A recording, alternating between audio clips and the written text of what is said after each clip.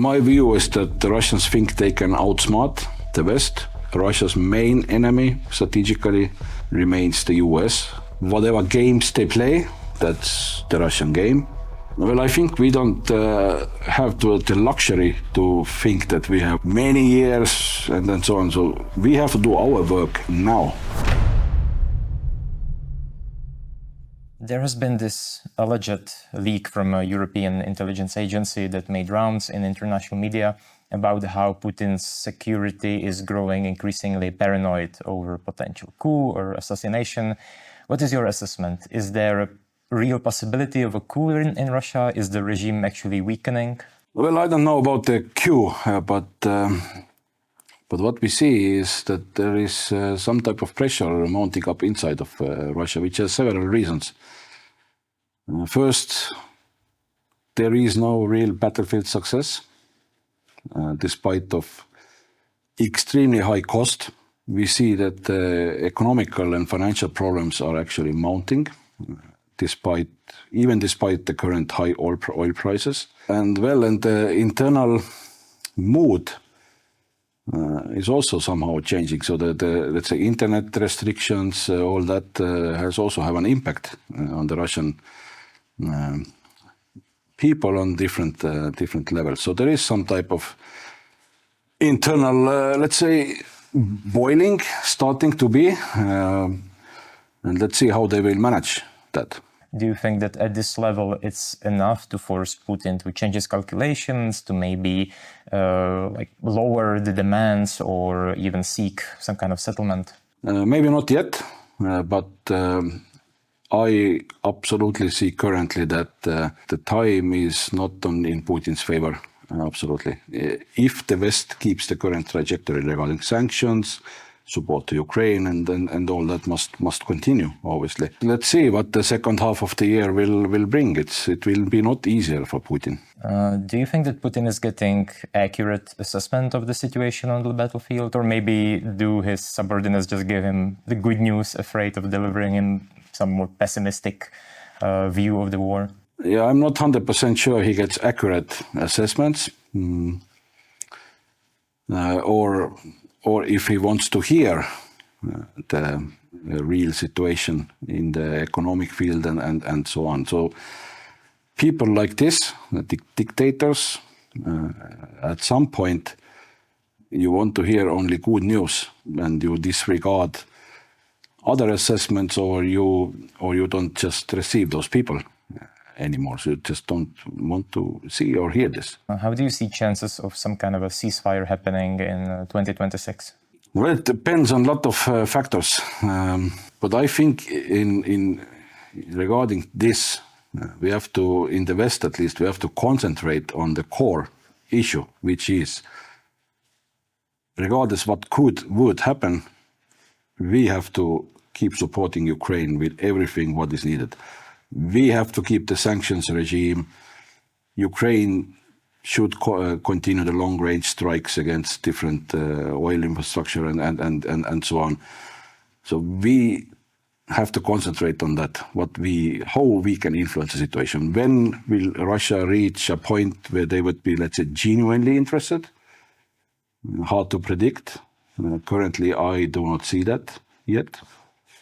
But I think we are in a good trajectory here. Currently, Russia's main demand is for Ukraine to cede the Donbas region. Do you think if Ukraine accepted this demand and gave up on its territory, including the one that it still controls in Donbas, would it ensure some kind of a settlement? Would it actually help end the fighting? Well, I do not see from Russian side any guarantees that this would happen then, if Ukraine would cede territory. Yeah, I'm not sure it would then. I'm thinking that probably Russia would then come with some new demands and then start the negotiation again from zero. As some Russian officials have in the public media indicated that in order to start the real negotiation, first Ukraine must cede the territories. And in the so-called real negotiations, then there will be new demands and so on. So Yeah, I wouldn't fall into that trap. So do you think that Russia's ultimate goal of seizing the entire Ukraine and putting its own puppet government, let's say, it hasn't changed?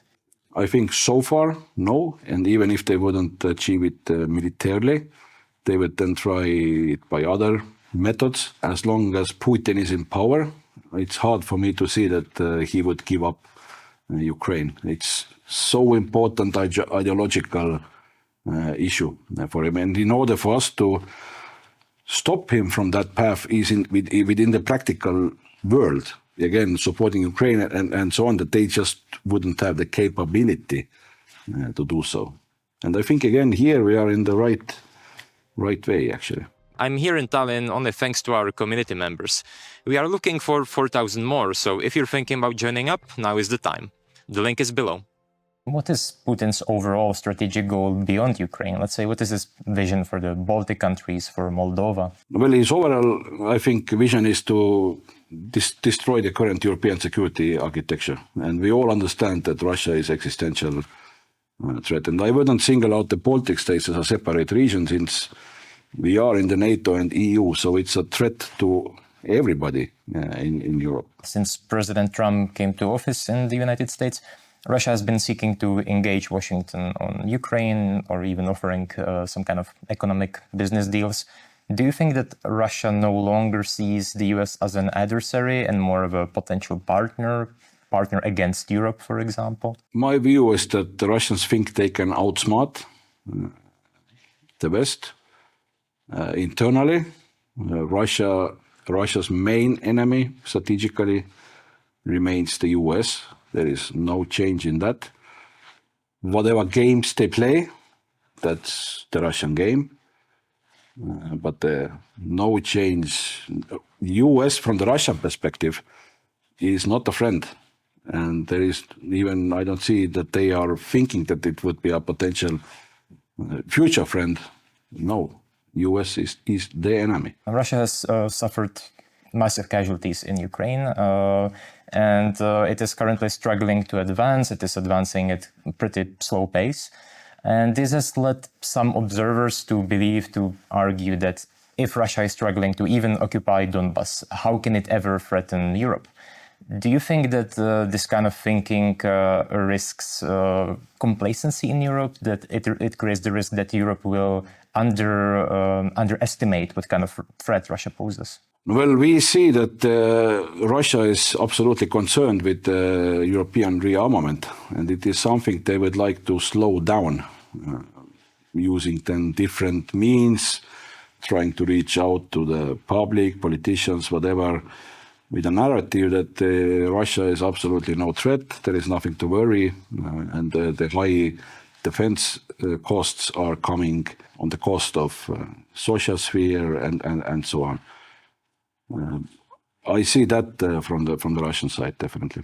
Does Russia currently have enough forces or military assets near Estonia to launch a conventional attack against Estonia while the war in Ukraine is ongoing? Not at this point. How soon could it redeploy its forces or replenish its forces to launch such a kind of an attack?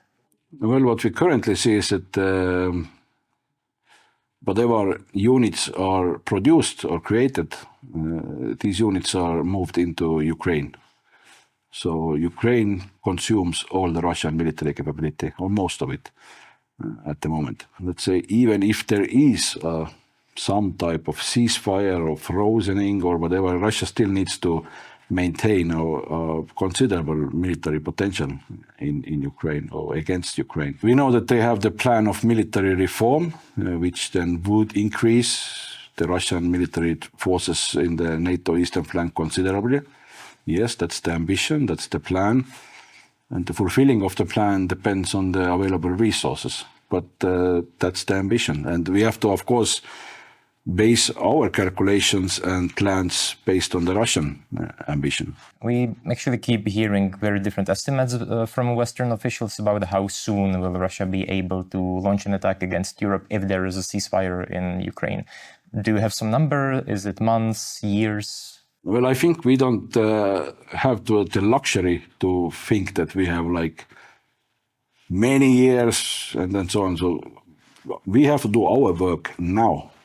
That's my message, definitely. Do you think that Russia, observing the current tensions within NATO, between the United States and Europe, sees it as a sort of window of opportunity to attempt to test NATO, let's say by launching some kind of a low threshold attack, some kind of a hybrid operation to test whether NATO is united enough to respond?